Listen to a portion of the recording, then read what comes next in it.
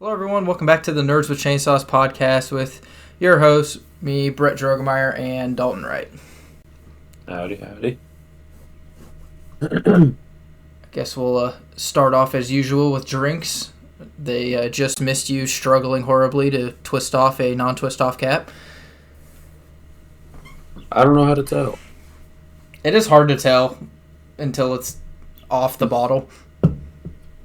So I just twist, and if it pulls skin off of my hand, then it's not a twist.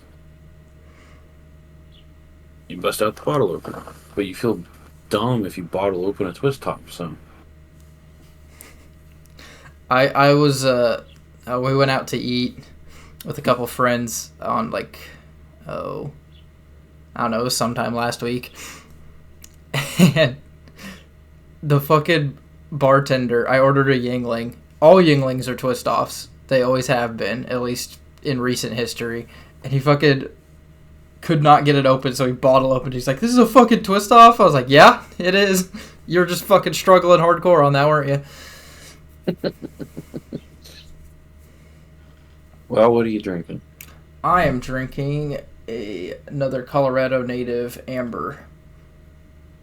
Because I had two of them left. And I have one of everything else, so it feels weird to have that there. So I figured I needed to drink it. You should just move to Colorado at this point. This fucking variety pack has lasted me quite a while because I only drink these on special occasions, like the podcast, because they're very good, and I don't want to waste them. Podcast is special. Yep. I haven't even busted out my, one only run rum for the podcast. Oh, yeah? Which I guess I'll get into that here in just a second. I am having, picked up at a local store here, it is called Kentucky Bourbon Barrel Ale. It's apparently a handmade Kentucky Irish red ale. Red ale aged in bourbon barrels, 8.2% ABV. That's ABV. That's pretty hefty. Yeah, it's gonna be pretty stout. Let's take the first drink of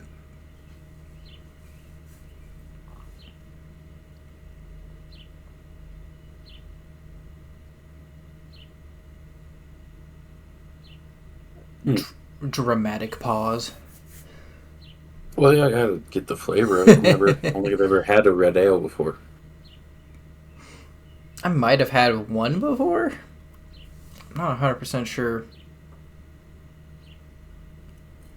It's very. What's the word I'm looking for? I need to look up how to fucking talk about beers. Hold on. So it's a good one to work. Fuck. Terms for talking about beer flavors. This place. This for first link, best link.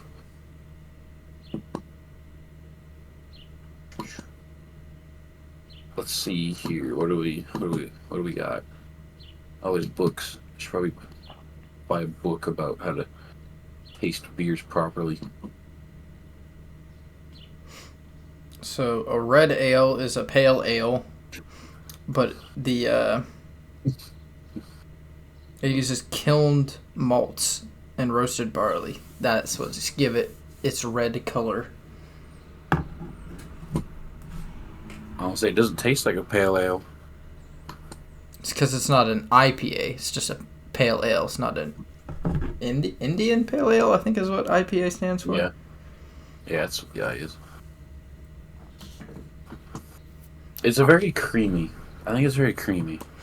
Yeah, that's what it said on the thing I was reading. Is it's gives it like a creamy texture and it's a little sweeter. That's what I wanted to say, creamy from the start. But I was like, I don't know how the fuck to describe a beer. It's a very rich, creamy beer. Let me get another swig here.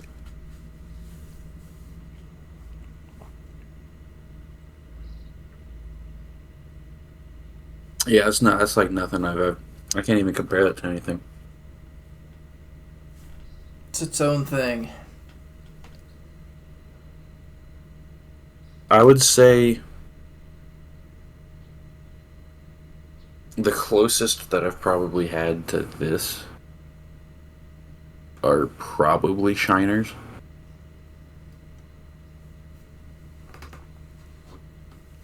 This is definitely a lot heavier than a Shiner. But it's good. I mean, it was expensive. It was a 4-pack. Bought a 4-pack and it was like, I don't know, like $15 or something like that. They did look interesting though, because I was there when you bought them. It's a nice bottle. It's got a nice. Yeah, they do have really cool bottles. The actual cap on it's a Mustang, like a wild horse. They have printed on the top of it. Yeah, they have those real like classic looking bottles. Mm-hmm. I think it's good. I'd definitely have it again. Meanwhile, I just got my can here. Things taste better out of glass. Yes, they do. Even though they're technically not as good at preserving flavors, but it just tastes better. I don't know. Cans impart that tinny flavor cans impart a tin taste, but they keep the product fresher technically. But bottles, they don't impart any taste, even though they allow sunlight in that can kind of spoil the stuff inside. That's only if it's exposed to sunlight. Yeah, but that's only if it's like sitting out in the sun for a fucking while, which 99% of the time goes from factory into a truck, out of the truck, in the sun for 2 seconds, into the fucking fridge at the liquor store. So you don't really have to worry about it too much in modern times. That's why the bottles are brown and green. They're the best at filtering out the sunlight. Green is not very good. Green is marginally better than clear. Brown is the best. Because I got curious and I looked it up one day. I'm like, why the fuck are all beer bottles brown? Is it just so you know it's beer? I looked it up and was like, nope, it's to protect it from sunlight. Oh, okay. Yep. I gotta be honest, I was not expecting to like this beer. I went into it with an open mind, but I was kind of like, I don't think I'm gonna like this. I don't know. Pleasantly surprised though. I'm not like a huge beer drinker. Like I started drinking with beer, but I've never been like super into beers. I've liked liquors more, the rums and moonshines and stuff like that. I don't know. I like both. I like, if you just want something quick and easy, it's nice to have, a good like craft beer that you can just fucking crack open and go. You don't have to mix or anything. And you can definitely do that with some of the nicer liquors too. You can just drink it neat. But I have yet to... A correction. There's one. There's only been one liquor where I'm actually like, you know what? I might actually just drink this straight. And that's Crown Apple. Anything else, it's like I'm drinking straight. I'm drinking it as a shot. I'm not pouring a glass of it.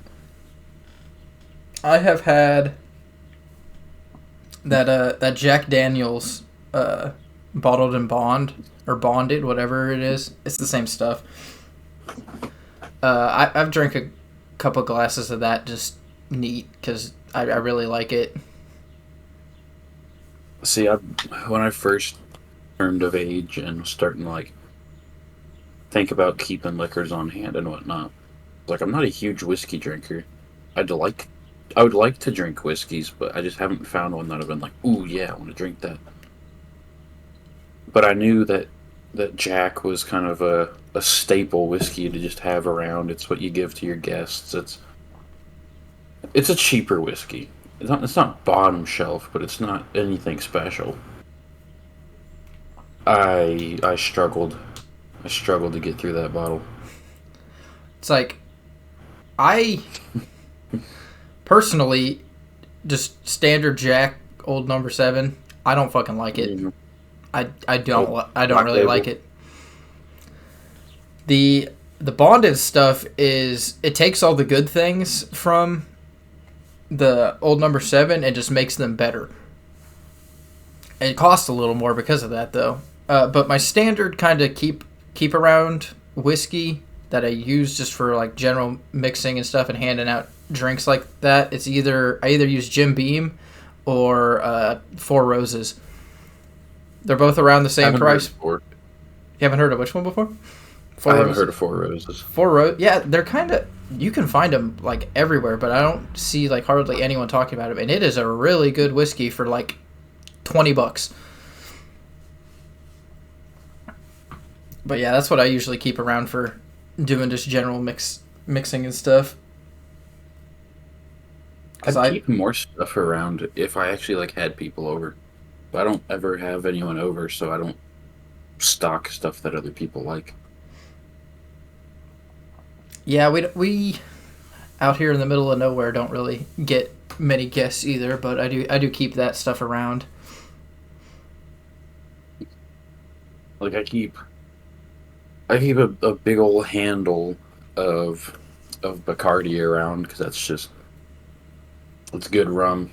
It goes and mixes with anything, and that's my go-to everyday kind of rum. And then I have that soggy dollar rum for like, ooh, today was a really good day, or today was a really shit day. I need something good. And I pour that if I want a nicer drink. But then I have this one. What's it called?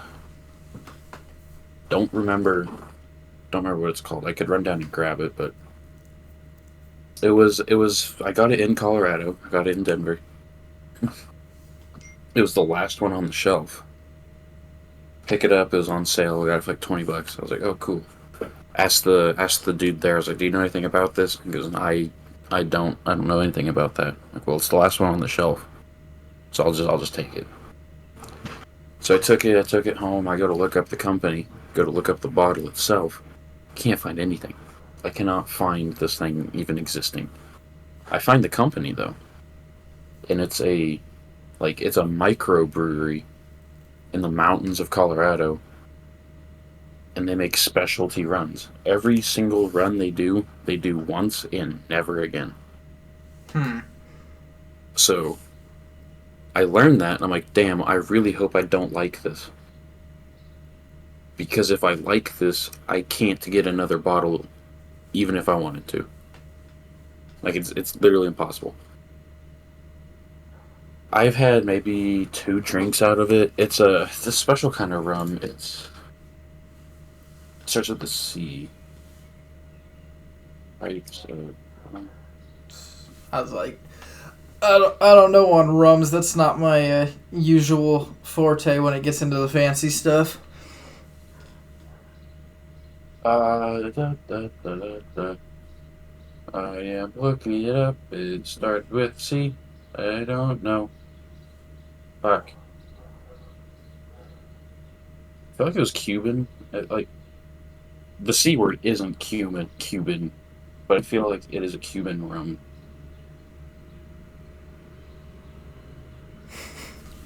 It's like you fucking got me.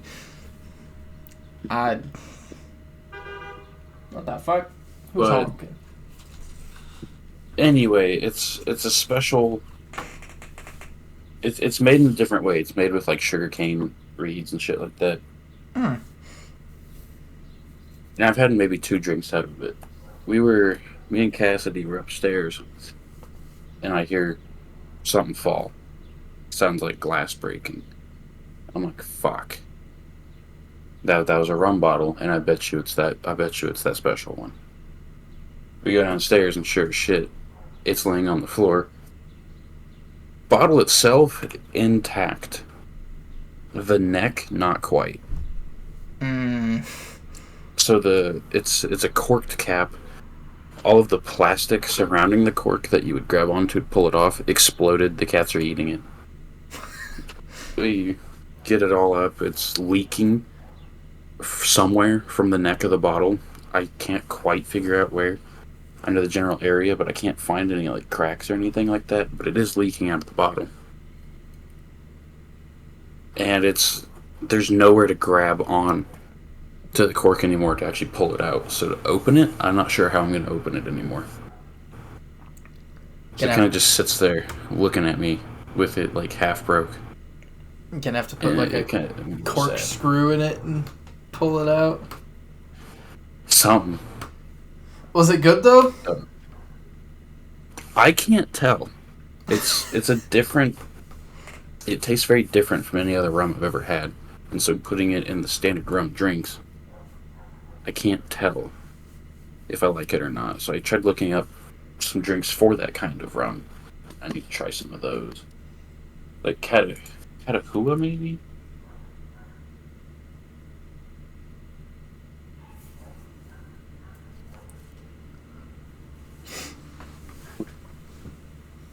Man, I Kachaka. It's called Kachaka. Sounds fancy. It does sound fancy. Let's see. Difference between rum and Kachaka. What is the difference between rum and Kachaka?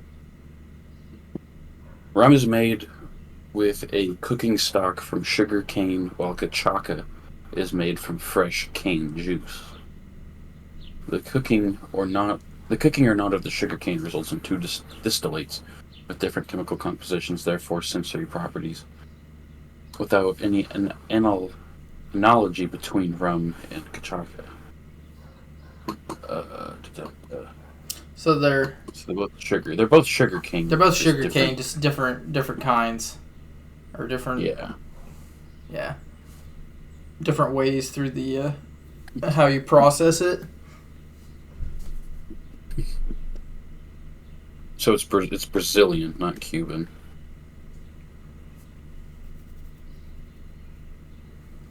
Apparently, Kachaka is not technically rum.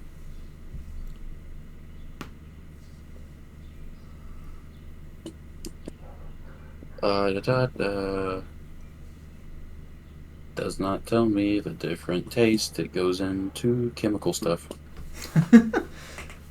I don't know. So it's basically, it's technically not rum, but it's the same sort of process. It's essentially rum, but slightly different, and so it tastes a little different in rum and cokes, and it is noticeable.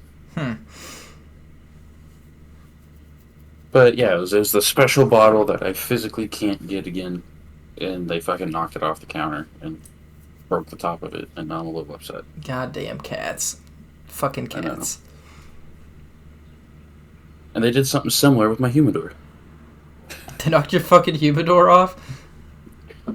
I had finally got the seasoning process correct.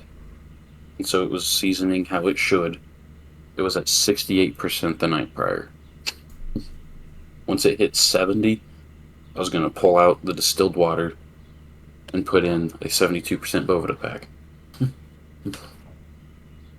I'm at work. Cassidy sends me a Snapchat. And I thought this was kind of funny because I'm like, I know she doesn't know all the processes when it comes to cigars. Obviously, she's not a cigar person.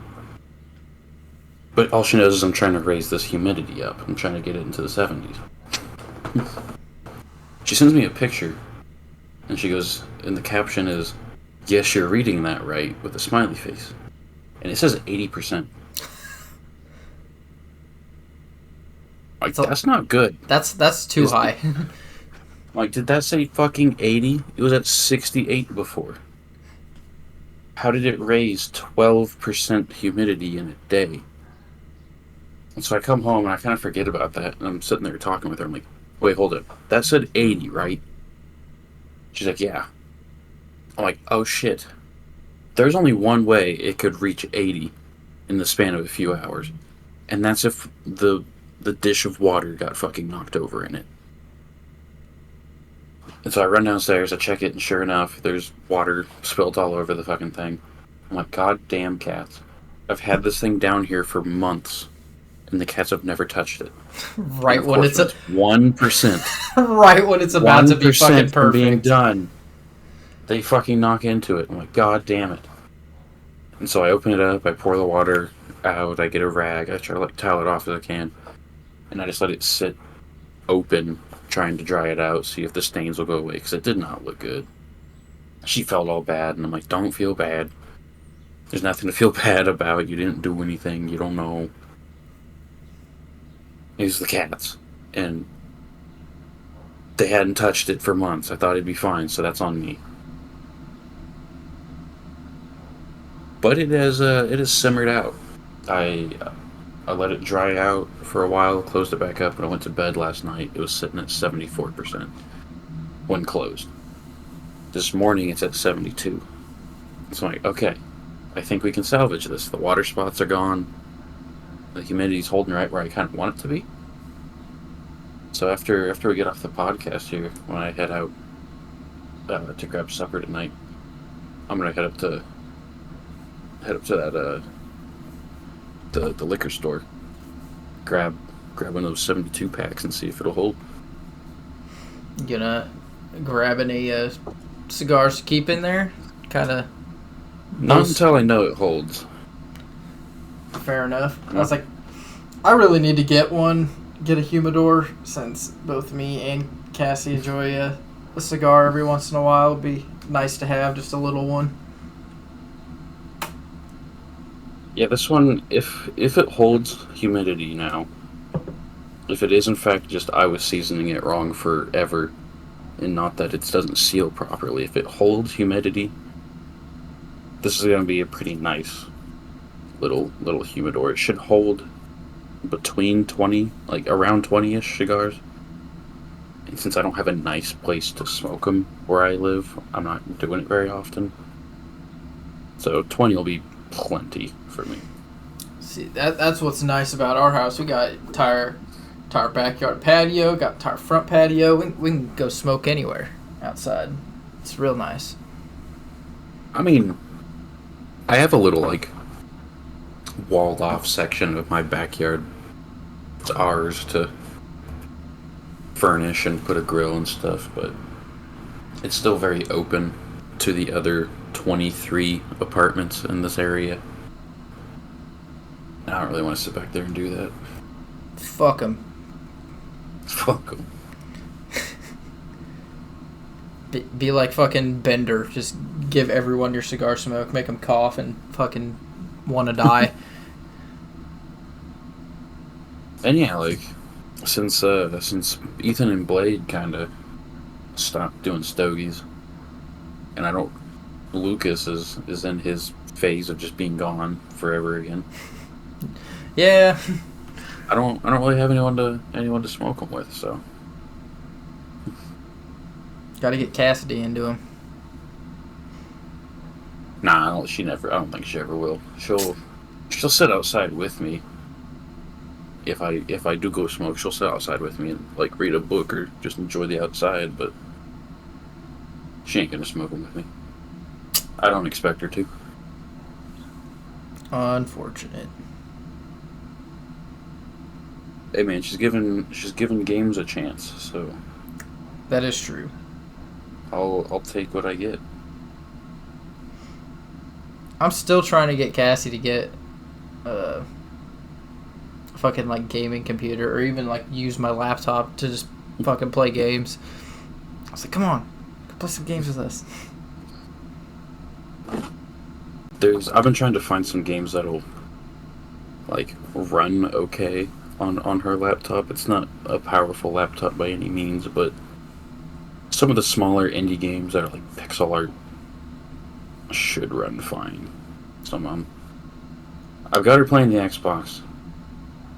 I'm like, hey, you know what'd be really cool? A Steam account is free, and A, there's a bunch of free games on there that are good, but B, I can stream my games to you, and you can play them with me without ever buying them. It'll be great. I'm trying to convince her of that, and that one's not going as smoothly. Get her to play fucking Stardew Valley. I mentioned Stardew Valley to her. She knew what that one was. I was like, Cassie really likes Stardew Valley. If you guys She's both, like, isn't that like Animal Crossing? I'm like, yeah, pretty much. it's yeah, pretty much. There's more to it than Animal Crossing. There's a lot more to it than Animal Crossing, but yeah. If you're gonna describe it to somebody who doesn't know video games and video game terms, but they know what Animal Crossing is, that's a pretty good way to describe it. Yeah, that would be really fun because if you both have it on PC, you can play co-op together. See, the way I play Stardew Valley, I don't think is the way she'll want to play it. I pretty much immediately sent that world to shit. I remember that because I'm pretty sure you streamed it. Yeah, I made the character super fucked up, immediately sided with the corporation. I turned my farm itself into like a Nazi concentration camp. The fields of poppies, I'm pretty sure, were swastikas. Listen, I was trying to make that the worst possible playthrough I could. And I think I was doing a good job. The most evil fucking playthrough imaginable on this like nice, happy little farming game. Yeah, pretty much. Dude, that's not even the most evil. I was talking to one of the guys I work with, and he was talking about his buddy played it. And what he does is he goes and marries everybody the game lets you, doesn't matter male or female, gets the gifts that you get for marrying them, and then he just sits there for like a week of in-game time just pelting them with slingshots to get their happiness to 0, and then divorces them and goes and marries the next person. Jesus Christ. Just to have everybody hate him as much as possible. So, I might be playing an evil playthrough, but this dude's on a different level. I don't even think that's necessary. It's not. I was like, I'm pretty sure you could just go fucking divorce them whenever you want. You can, but he just does it out of spite. Jesus Christ. So, there's far more evil ways to play that game than even I did. No, I'm really thinking of getting a Switch for the both of us.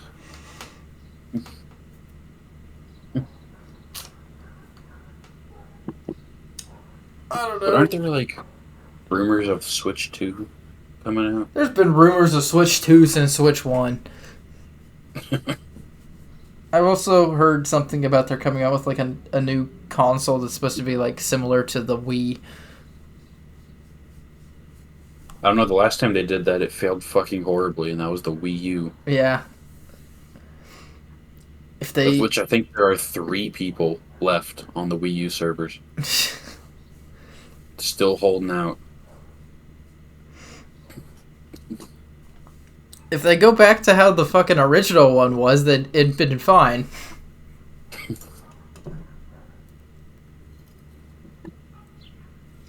Yeah, like 5 hours ago, Switch 2 leaks.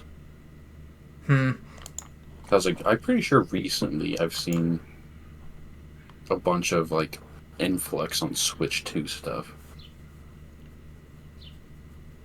The Nintendo Switch 2 is set to be revealed by April 2025.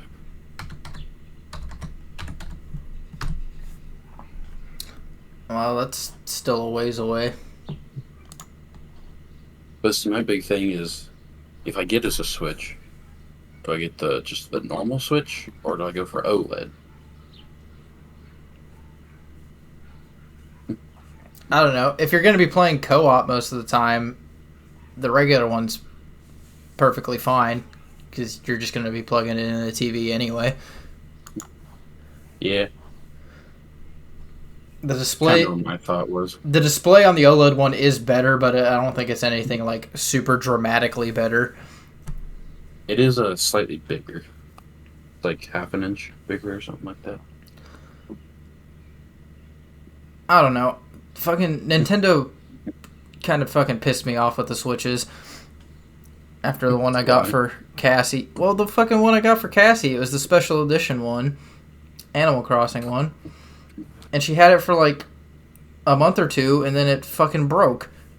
Like the Switch still works, but I went into this before. The fucking dock won't work. It won't let us display it on the TV half the time. Yeah. You have to fuck with it so much to get it to fucking work.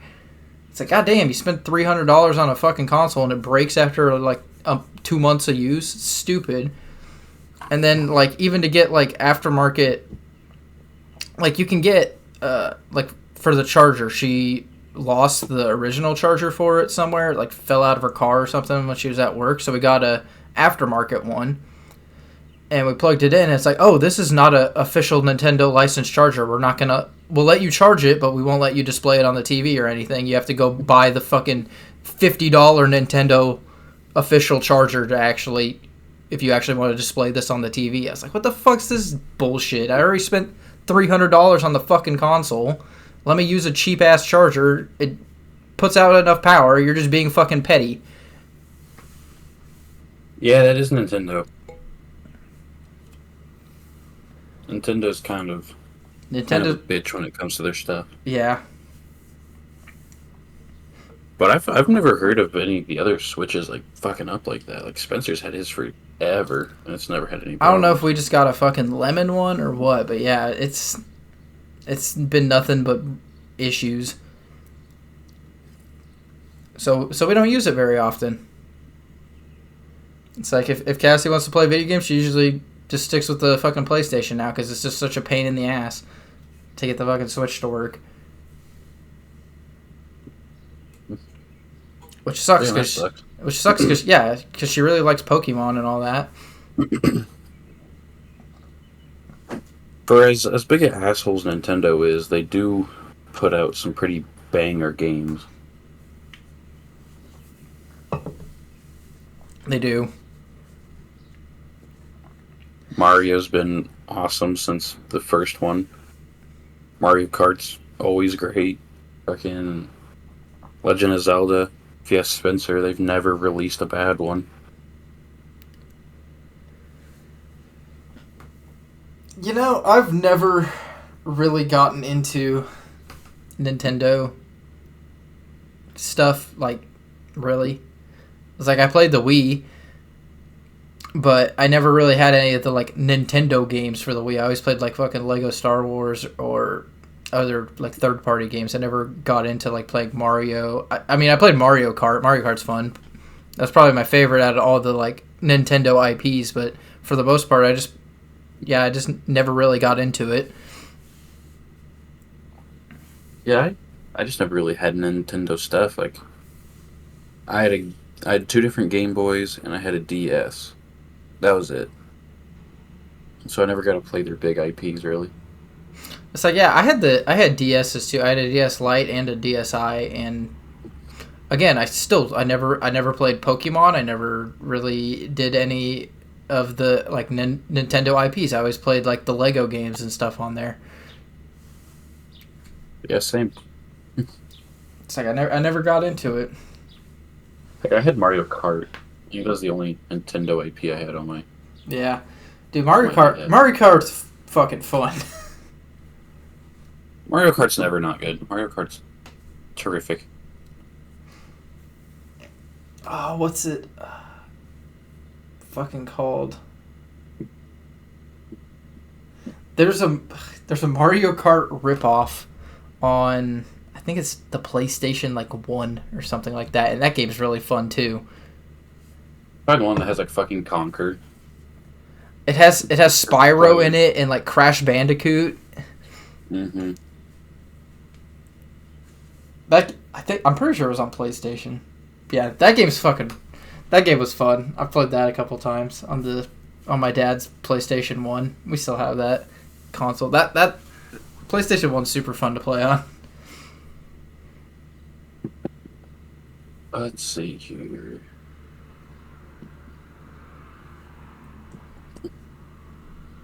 There was a super fucked up Mario Kart racer type game that had Conker from Conker's Bad Fur Day. as someone you can play as. And I want to find that one again. That one was funny. You It's called know, Crash Racing. Crash Bandicoot's racing game. it could have been. It's been fucking years since I played it. Crash Team Race.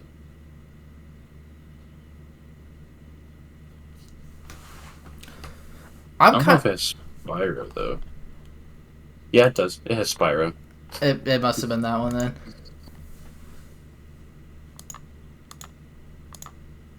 You know, I'm kind of. Have you played this before? I'm not sure.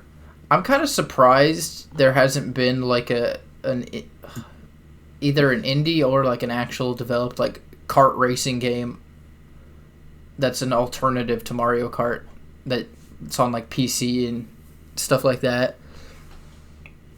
I'm sure there. Crash Team Racing is supposed to be. Yeah, I'm sure there is some, but none of them have ever like taken off as much as Mario Kart has. Like even Sega tried to get into that field with a couple of Sonic racing games. I don't know if I've seen those. Yeah.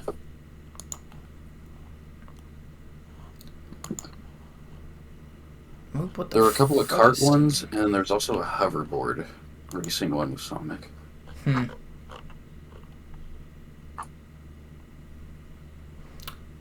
Valheim is 50% off right now. Nice.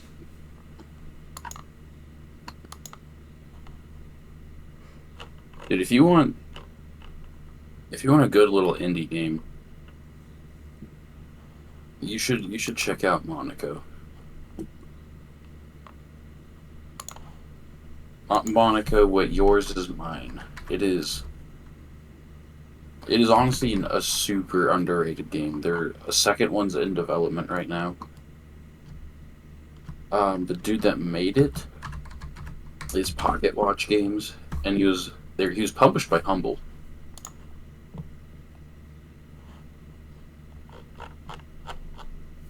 Which is probably why it has any recognition at all, because of Humble Games, but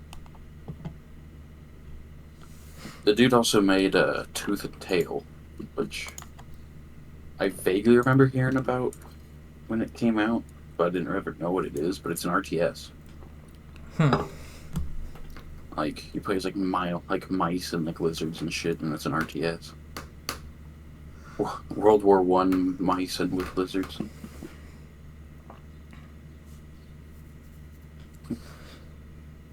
it's apparently a pretty good game. Like, Cameron and Cade already have it. Yeah. I know we were talking about. Monaco is on sale right now for $3.74. Nice. I recommend it very much. My store will not work for some reason. Weird. Anyway, we were talking about new games before we started the podcast. We were talking about Foundry, stuff like that. I don't know about Foundry. It looks kind of weird. See, I just want to play a factory builder, which the best one that I've ever played is Satisfactory. I don't even know if aside from Satisfactory, I think Dyson Sphere might be the only other factory builder I have. I know Dyson Sphere's the only other factory builder I have. I was going to ask you, have you seen anything about Manor Lords? Yeah. Yeah. It's actually pretty cool. It looks pretty fucking cool. Like, it's still very much in early access. There's still a lot of shit that doesn't work, but the base game seems really, really good. That's a city builder, not a factory builder, though. It's a city builder with Total War style battles. For some fucking reason. As well as being able to control your your lord and drop yourself into the town and like ride around on a horse, and everybody's got their own name. You can watch them carry out their duties. You can watch it all from the perspective as a person in the town instead of just overhead. Yeah, makes you feel a lot more connected. And it's like, and a lot of the other city builders, like you assign, or you don't assign people jobs. They just kind of do whatever. But in this one, you just assign specific people specific jobs, and then you can like go watch them do that specific job. Yeah. It's a very in-depth game.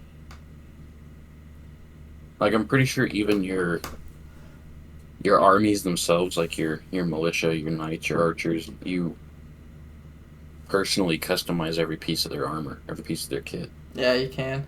And it's like if you have a small village too, it's like most of your soldiers and stuff aren't going to be like full-time soldiers. So like if you have to go off and fight a battle, it's like a lot of your population is going to be gone off fighting that battle. So everything back home is going to be slower and producing less because those people are physically gone off fighting a fucking war. Yeah.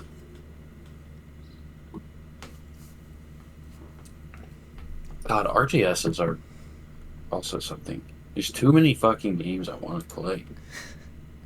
And every time I start wanting to play an RTS, I always fall back to Star Wars, Empire at War. It's just such a good RTS.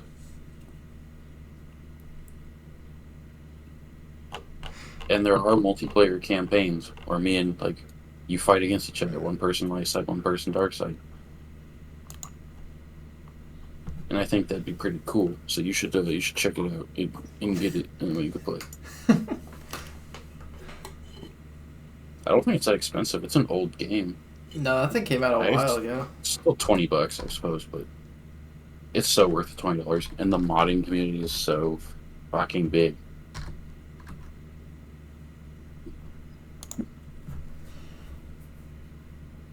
When did that come out? 2006. It was my first PC game.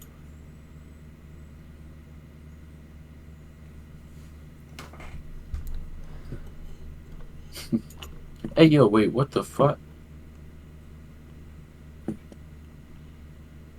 So I don't remember this at all. That might be... Okay. This screenshot might be from the actual, like, Gold Edition campaign. There's two ways to launch the game. The original Empire at War, which is just Rebellion versus Empire. But the Gold Pack added a second way to launch the game. You launch it from the Gold Pack, which gives you control of a third faction. It was a fucking DLC to the game somehow, which is the Consorption, the Zan Consorption,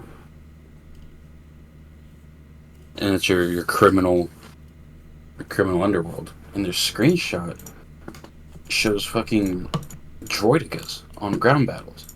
I'm like, I don't remember droidicas ever being in this game without mods, but I rarely play ground battles. I don't think I've ever played ground battles on the side of the Consortium, so they just might be on this. They might just be on that side. I still think we should do what you were talking about, fucking last night. Launch up Stellaris and make fucking Super Earth factions. Oh. Even though that's basically what we do every time. Yeah, but I mean, different names, suppose. Dude, Civ 6. You ever play any of the Civ games? Oh, not really. God, dude. Civ's good. If you ever got Civ, I'd play it with you. Just another grand strategy 4X game. I might have played some of the like super old ones, but I never like owned them myself. It would have I all wonder if been... they're ever going to make a Civ 7. Because 6 is still getting DLCs. It came out in 2016. Yep. Still getting updated. And Civ 5 came out in 2010.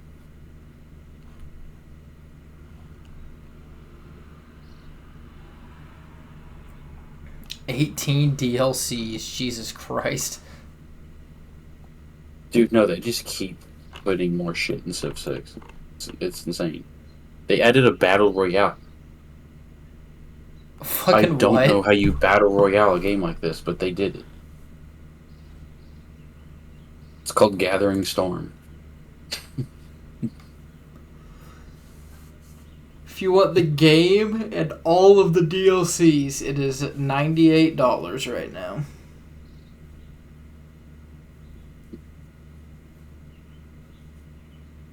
I wonder how many DLCs are for Stellaris. Stellaris had a shit ton too.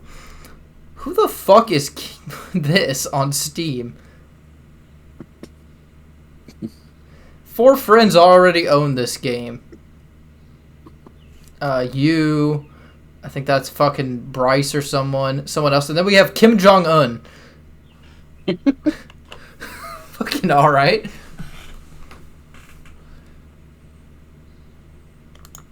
Stellaris has a lot of DLC. Yeah, it does. Under the All tab, it says 27. Jesus Christ, I didn't think it was that much. A couple of them are just like soundtracks, though. Oh. Like this one's an ebook, this one's a soundtrack. There's some that are just portraits. One says anniversary portrait, which apparently was free.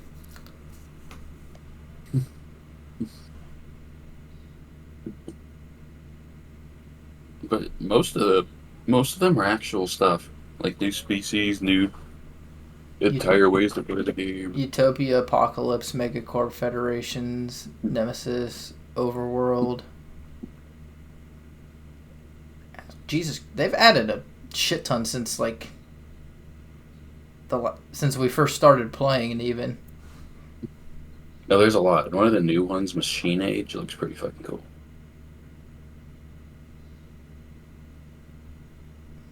Where's that one at? There's like black hole drivers, I'm pretty sure. I must be missing that one. Oh, but there it is. It's all the way up at the top. That's why I didn't see it. Stellaris has some fucking cool shit. Buy all the DLC. It's only $238. Yeah, like the fucking Nemesis add-on, it's just you are the in-game Crisis now. Dude, it'd be super fucking fun to play as, oh, what are they called? The, like, fucking lost civilizations that just want to stay left alone, but they're super fucking powerful. I don't know if you can play as that, but I wouldn't be surprised if they did put it in there somewhere and I just don't know about it. You're just sitting there chilling, and it's like, oh, time to kill everyone. I mean, fuck, we don't have any of the DLC. No. Like, we don't even have Leviathans. We don't have any of the DLC, and I still don't feel like we've done, like, half of the game. Brother, I've never finished a game. I've never seen an in-game Crisis. I have on a... I'm pretty sure on my single-player one.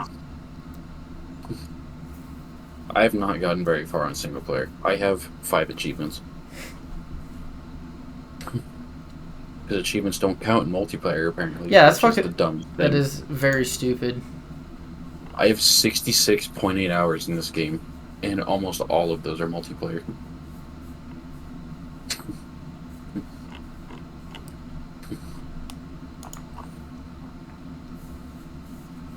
I've been meaning to go back and look at KSP2 and see if they've actually like made it halfway decent now. So I never got into the KSPs. That's my most played fucking game. Kerbal Space Program 2. Recent reviews overwhelmingly negative. Alright, guess it's still bad. It had such promise. Unfortunately, my most played game according to Steam is War Thunder. Fun. Nice. It will never get better either. They stopped development. Take-Two has laid off the entire studio that was in charge of developing it. I love when big companies just fucking close smaller studios that are like the best studios the company owns. Like Visceral. That's very sad. Closing Visceral Studios was the dumbest fucking thing EA has ever done.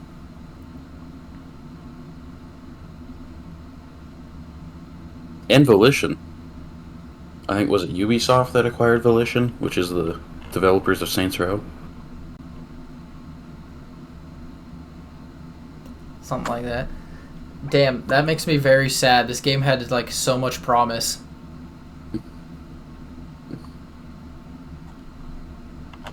Well, I guess I'll just stick with a modded version of the first one.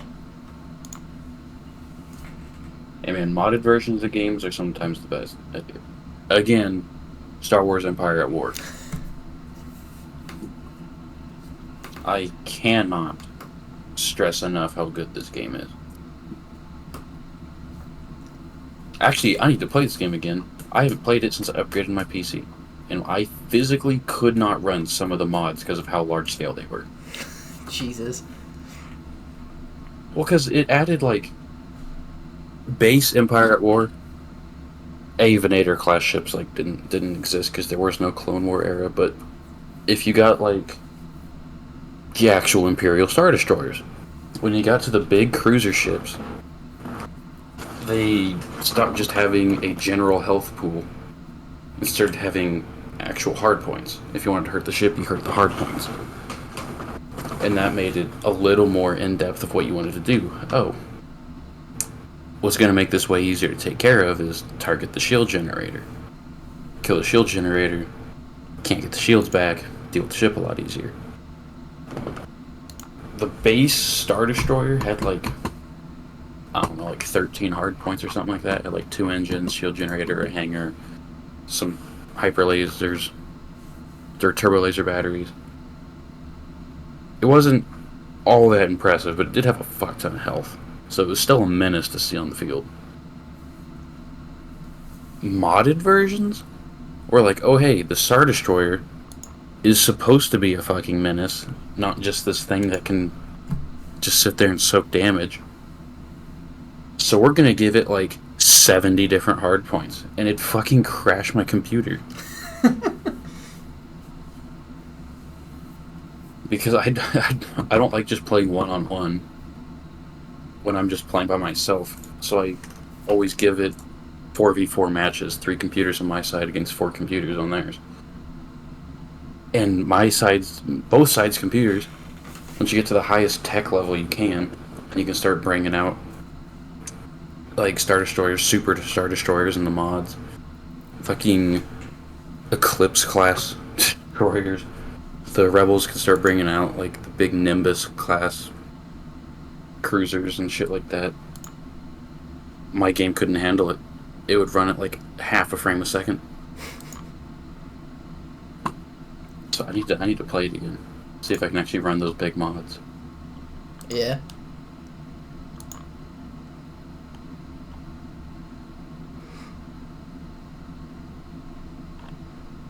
And again, your ass gotta play this game. Yeah, I might have to get it. Oh shit. You fucking good there, Dalton? You're in a fucking tornado warning. It is nighttime. At 2:30. Yes. Window real quick. I just got the fucking notification on my phone. I guess it's north of hate. You should be fine. Well, I guess so much for that. Cassidy texted me earlier. She was like, "Hey, got a question. When I get off work, if weather permits, would you like to go on like a motorcycle ride or go to the park and like walk and play disc golf or something like that?" I was like, "Yeah, we can do that. Not if it does this." Let's see. Ooh, that's some nice rotation right there.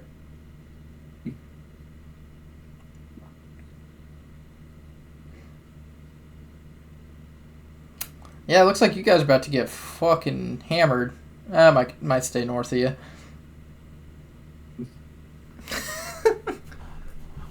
What time? What are we at? What time are we at?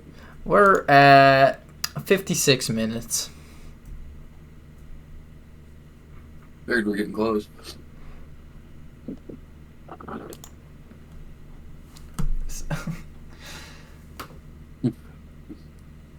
I'm gonna find us a screenshot to convince you of this game.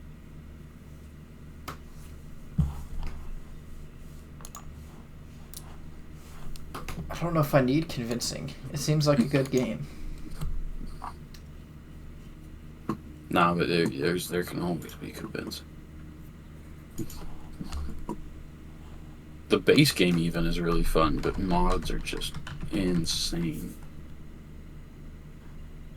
Here's a screenshot to show the scale of some of these mods, and again, why my shit could not run it.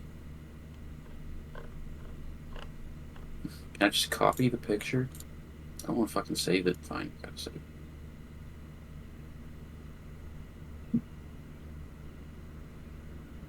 I'll have this will post. The podcast chat. Upload a file. Pictures.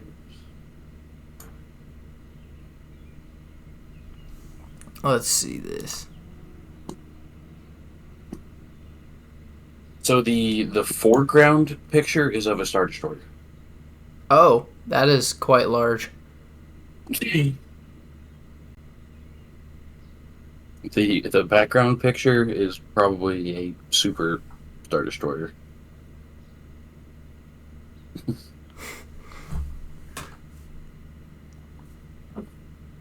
And in these big mods, all of those little dots on the hull are actual fucking guns. Every single one of those is a hard point. That's fucking... If this is one of the big ones like Thrawn's Revenge. Yeah.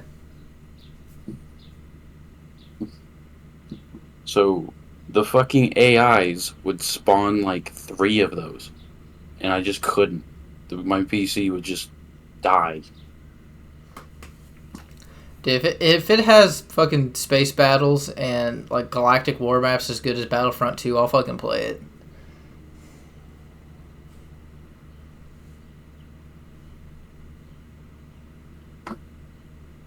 Hold on a second.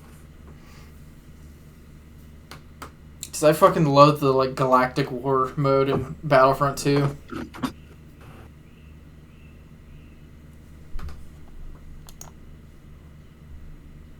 The tornado sirens might be going off.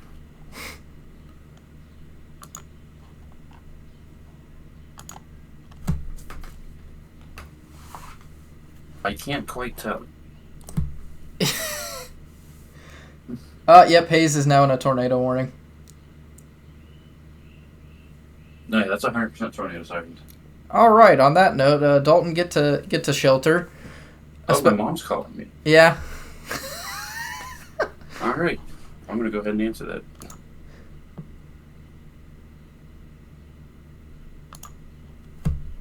Hello. This has become a very eventful podcast.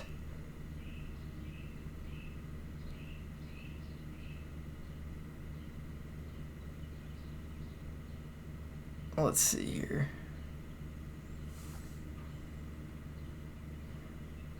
Radar indicated rotation.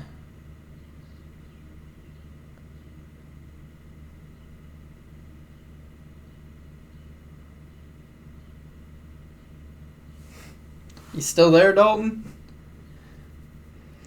Let's see. Velocity, reflectivity. Yeah, that's going kind of right towards haze. So, I guess on that note, I'm going to assume Dalton has got into his shelter position, and I'm actually going to go call my parents because they still live in Hayes right by Dalton. So I'm going to give them a call and make sure everything's going all right there. But thank you guys for joining us on the Nerds with Chainsaws podcast. Hopefully we'll be back next week on Thursday, as long as people's houses don't get destroyed. So we'll keep you updated. Thanks for listening, and see you next time.